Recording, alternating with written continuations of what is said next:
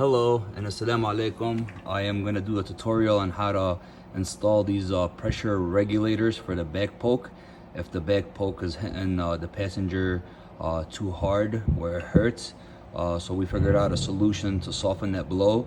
You're going to need a pair of snippers or cutters.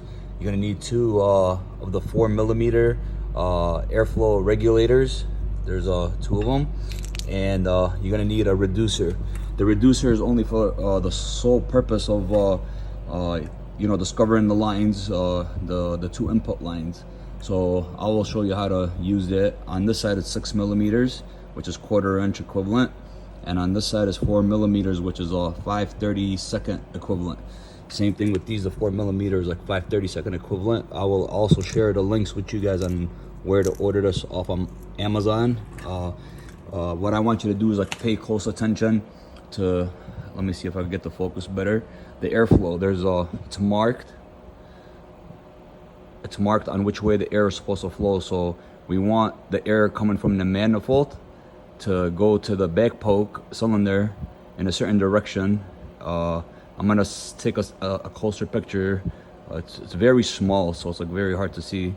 I'm trying to get the focus, but you should see like the arrow, where it's at on the valve, and we want the air to flow from the manifold through it to the back poke at this direction. What I did for me to isolate which tubes they are in case they're not in the manifold proper, I took out the compressor, I put a shutoff valve. You don't have to do this, but if you don't do this, every time you remove the hose, you're gonna have to like turn off the compressor and bleed the air. That way you don't like hurt yourself. It's just for safety reasons. So what I did is, so I don't have to keep going shutting the compressor off and bleeding it, I put a shutoff valve on my line, which this is the same line that actually goes into the unit. So you got to make sure you take the air out the compressor, disconnect it from the unit, close the valve back up, kick the compressor back on, and let it build pressure. As you see, my compressor has pressure in it right now, and I use the shutoff valve. That way it's not like, shooting any air out. And we're gonna move to the next step. Okay, so the next step that you need to do is to locate the manifold. So I'm standing behind the unit, and it's to your right, and it's the manifold that has the red switch on it. But these are all manifolds as well, but these are for different effects. But this is the one that controls the back poke. So this is the exhaust port, and this is the output port. So the air is going to come out of here, it's going to travel through this Y, and one line goes to chair 101, and one line goes to chair 102. So just let me fix this focus. So here we're under the machine, and this is the manifold, the one that has the red switch on it. So look, I'm gonna repeat myself. So this is the port that's closer to the back. On the same manifold is the exhaust, and this is the air. So air is gonna travel to your left. It's gonna come out, travel to your left. It's gonna go through this Y. We're gonna be cutting the 5/32 lines, both of them, and that's where we're gonna install the regulator with the arrow facing to the left of the machine. But this is like I'm standing behind the machine. The arrow is gonna face this way, coming out of the manifold. So on both lines, and we're gonna only do it for the air port, not the exhaust port. So I'm gonna show you where to take your cuts. So you take your pliers that I was talking about earlier. Make sure you don't cut the wrong lines. So you follow the line. This is the air line, and here's the Y. So these are the two tubes that you want. I would leave about, I would say 3 inches or 4 inches, and take your first cut just like that. Don't do them both at the same time. You're gonna do one at a time. For you to in case these are crossed with the exhaust, that's where this reducer piece I was talking about earlier would come handy. So I'm gonna show you how to isolate, in case you come across an issue where by a human error the manufacturer put the lines in the wrong splitter or anything like that. So this is where this is going to come handy. The one I mentioned earlier, one side is 6 millimeter, the other side is 4 millimeters. So I'm going to show you how to do that. You're going to take it and you're going to put it on the tip of the hose. Sorry, I'm recording and trying to do this on my own. You're going to do this, you're going to lock it in, and then you will take this entire hose just to make sure that it's the correct line that's controlling it and that they're not crossed with the exhaust port. And you're gonna fit the 4 millimeter side to the 4 millimeter hose like this. So now if I open my valve, my back poke should come on, which I'm gonna show you. So hold on 1 second. Make sure it's in, right? So, and I'm gonna open the valve. I'm gonna walk around to the seat. I should have the back poke coming out.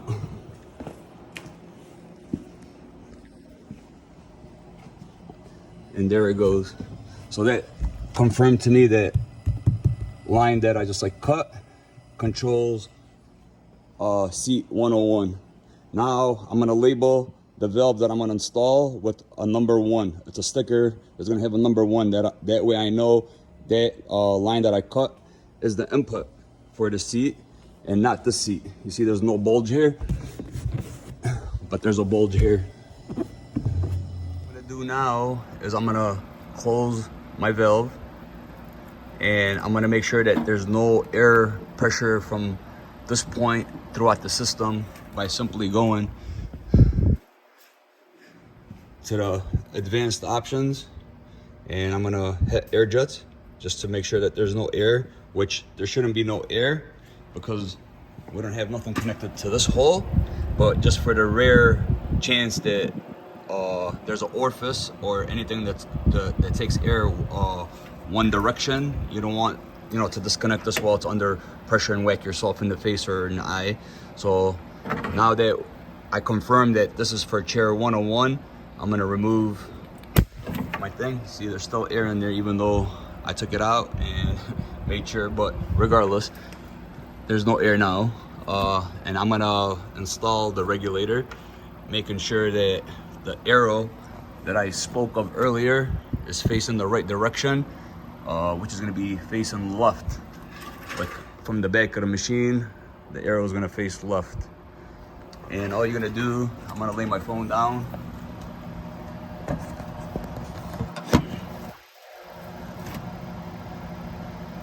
You're gonna just insert it just like this, and then you're gonna insert it with the piece of hose that you left inside of the Y splitter.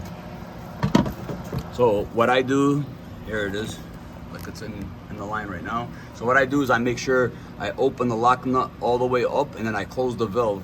Twisting it clockwise will close the valve and label it. I got labels right here just to like know, okay, that this is for chair 101. You can mark it with a marker, whatever you want, but I'm putting a sticker labeling this as chair 101. And I'm gonna repeat the process for chair 102. I'm gonna cut this line like, I would say like 3 to 4 inches away from the Y, like right here in this area.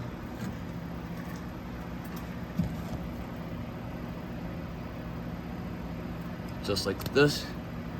And I'm gonna confirm that this hose right now, not the one that's like left in the Y, the one that's going to the back poke, I'm gonna confirm the same process of putting my main hose on it, just like this. And then I'm gonna open the valve. Make sure it's locked in. I'm gonna open the valve. And my back poke should have popped out on chair 102 this time. There it goes. It's my back poke. You can feel it. This one is, I could push it back in by hand because there's still some air in there, but it's flat. this one, you're not gonna be able to push it because it's got pressure on it. Now we confirmed that it is correct inside the manifold for the air that's gonna go to back poke. Now as you see how it's coming out from this port into the Y, and I could control now the speed of the cylinder to the back poke effect. I already numbered it. This one's for chair 101, this one's for chair 102. So, and I have these in the fully closed position with the lock nuts completely open. And I'm gonna release, I'm gonna shut off my compressor right now, release all the air so I could remove the line shut-off valve off of it, and I could put it to the unit. So, off.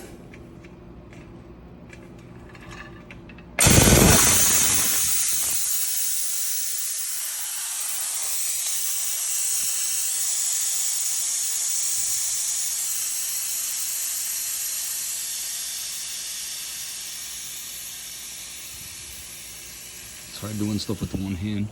So now that the tank is empty, I could now put my air hose back on, and I removed my makeshift shut-off valve, and I'm gonna close the valve back up, start the compressor, let it build the PSI.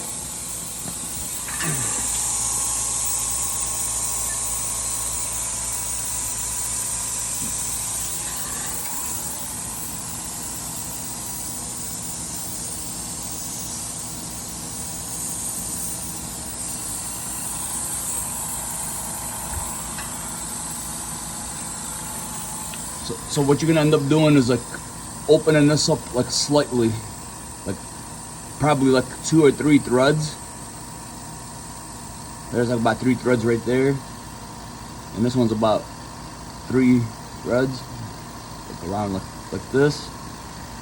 But I'm not gonna lock them because you're gonna like have to like adjust for back poke and have somebody sit and use the advanced feature for back poke. You head off, back poke. So now you got both of your back pokes like poked out. So this is how you're gonna gauge it. It's gonna be like literally I did a machine. It was like 3 or 4 threads, and it got rid of that brutal hit. At the same time, it doesn't have that creepy feel. If your machine has that creepy feel with the valves that are currently on there, and we have some machines that don't have them at all. So this demonstration video is for the machines that don't have them at all, and we're keeping a startle feeling where the rider like gets hit, but it's not you know, like extremely hard where it's gonna like hurt their back. So that's the fix to this issue, and you could put a passenger on there, or a friend, or anyone, and like adjust the back poke using the advanced options, like turn them off and then poke them in the back, and then you can play with the valves as you please on how hard it's gonna hit. But you don't want it where it's like coming out so slow and it creates like a creepy effect, like pushing like slowly. You want it to like hit, but you don't want it to like hit hard where it's gonna hurt. So this is the feature right here to play with until you get it perfected, and that's about it as far as the valves go.